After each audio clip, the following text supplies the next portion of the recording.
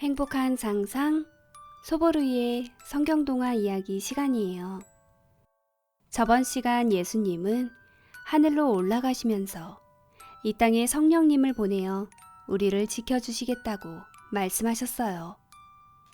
그래서 제자들은 성령님이 오시기만을 기다리고 있었는데요. 자, 드디어 그날이 왔어요. 그날은 바로 이스라엘의 큰 축제일인 오순절이에요. 오순절은 지금의 추수감사절과 같은 날이랍니다. 이렇게 성령님이 오시며 역사상 첫 교회인 예루살렘 교회가 탄생하게 되는데요. 자, 그럼 오늘의 성경 이야기 속으로 들어가 볼까요? 26화 오순절에 오신 성령님. 예수님이 하늘로 올라가신 지도 열흘이 지났어요. 예수님의 제자들은 오순절을 맞아 성전 근처에 있는 마가의 다락방에 모여 있었지요. 예수님의 11 제자들과 예수님의 어머니와 동생들, 그리고 예수님을 따르던 사람들이 모두 모이니 120명이나 되었지요.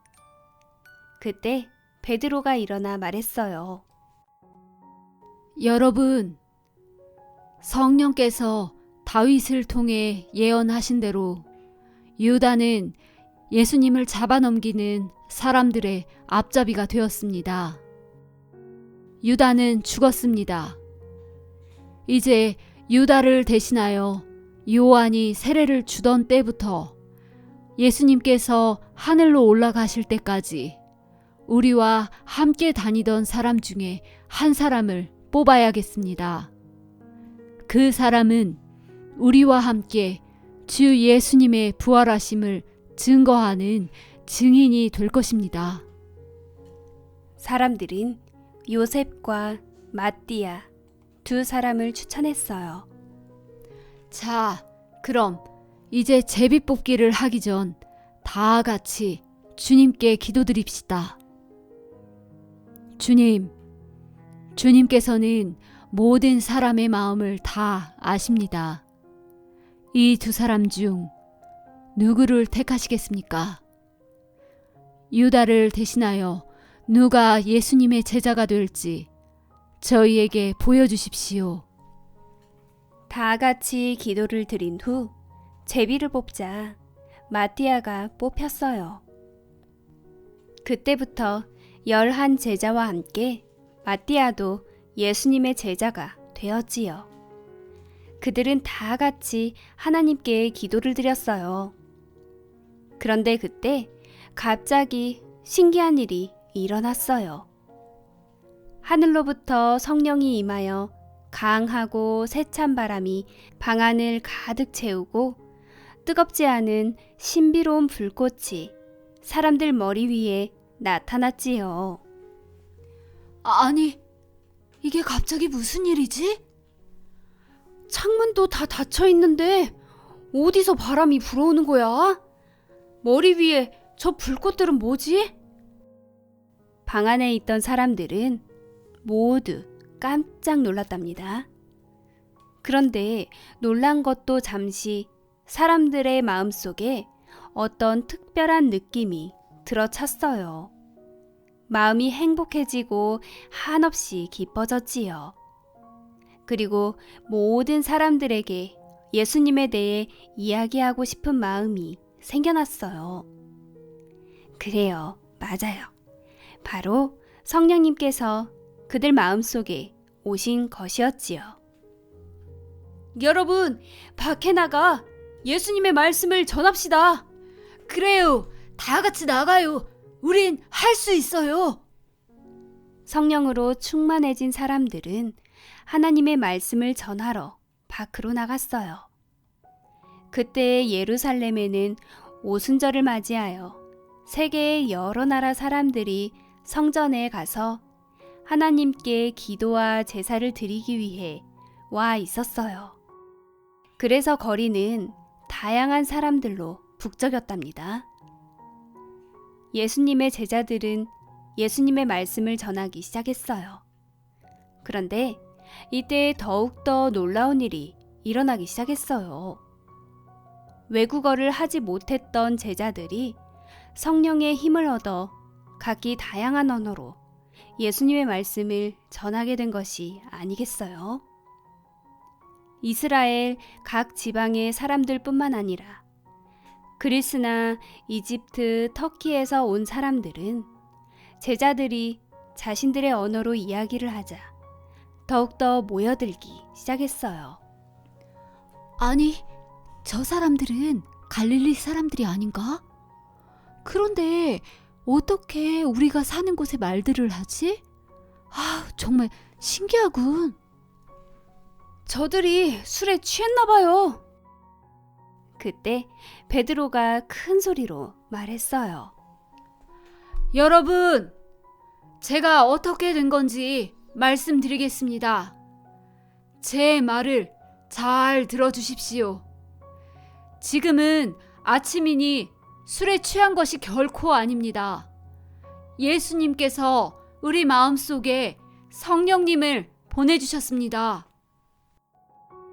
많은 사람들은 예수님을 알고 있었어요. 예수님이 사람들을 고쳐주셨고 그분이 왕이 되실 것이라고 믿고 있었지요.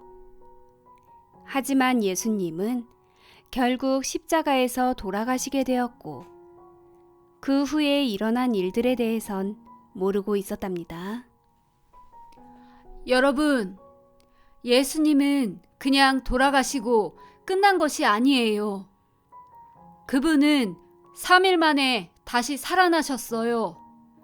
그리고 하늘로 올라가셨죠. 예수님은 하나님의 아들이시며 그리스도시요 구주십니다. 그분은 우리의 모든 죄를 없애주시기 위해 돌아가신 거예요. 사람들이 물었어요. 정말인가요? 그럼 예수님을 십자가에 못 박으라고 소리쳤던 우리는 어떻게 하나요? 이제 벌을 받는 건가요?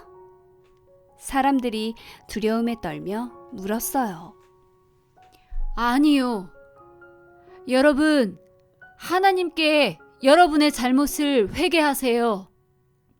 그럼 여러분의 죄를 용서해 주실 거예요. 그리고 예수님의 이름으로 세례를 받으세요. 그럼 하나님과 여러분의 사이는 다시 좋아질 것이고 그때 여러분의 마음에도 성령님이 오실 겁니다. 사람들은 모두 그렇게 하겠다고 약속했어요. 그렇게 3,000명이나 되는 사람들이 세례를 받았지요. 그 후 성령님이 사람들의 마음속에도 오셨어요. 그렇게 사람들은 예수님을 다시 사랑하게 되면서 행복해졌고 기쁨이 가득해졌답니다. 예수님은 부활하시고 40일 가까이 땅에 머무시면서 제자들을 포함해 수많은 사람들에게 부활의 몸을 보여주셨답니다. 예수님은 일찍이 제자들에게 나는 하늘로 올리어지고 성령이 너희에게 올 것이라 예고하셨지요. 마침내 때가 되어 예수님은 하늘로 올라가시게 되었고 이후 예수님이 예고하신 성령이 제자들 위에 임하게 되었답니다. 여러분, 성령님은 누구실까요? 성령님을 다르게 표현하면 보혜사, 거룩한 영, 예수님의 영 등으로 표현할 수 있어요. 말하자면 하늘로 올라가신 예수님의 영이라고 말할 수 있어요. 고로 예수님을 믿는다는 말은 성령님을 믿는다는 말이고 성령님이 내 안에 계신다는 말은 예수님이 내 안에 계신다라는 말과도 같은 것이랍니다. 그렇다면 성령님은 왜 오셨을까요? 예수님께서 승천하기 전 예수님을 따르는 사람들에게 이렇게 약속하셨답니다. 세상 끝날까지 내가 너희와 함께 있을 것이다. 라고 말이에요. 그럼 예수님이 어떻게 우리와 함께 하신다는 건가요? 그건 바로 예수님의 영이신 성령님이 우리 안에 오셔서 함께 하심으로 이루어지는 약속이랍니다. 여러분, 세상 끝날까지 함께 하신다는 예수님의 약속이 마침내 성령님을 통해 이루어지게 되었다라는 사실이에요. 오늘 밤도 우리 안에 계시는 성령님으로 인해 세상 끝날까지 함께 하시는 예수님의 약속을 붙드는 밤이 되길 바래요. 행복한 상상, 소보르의 성경 동화 이야기. 다음 시간에 또 만나요.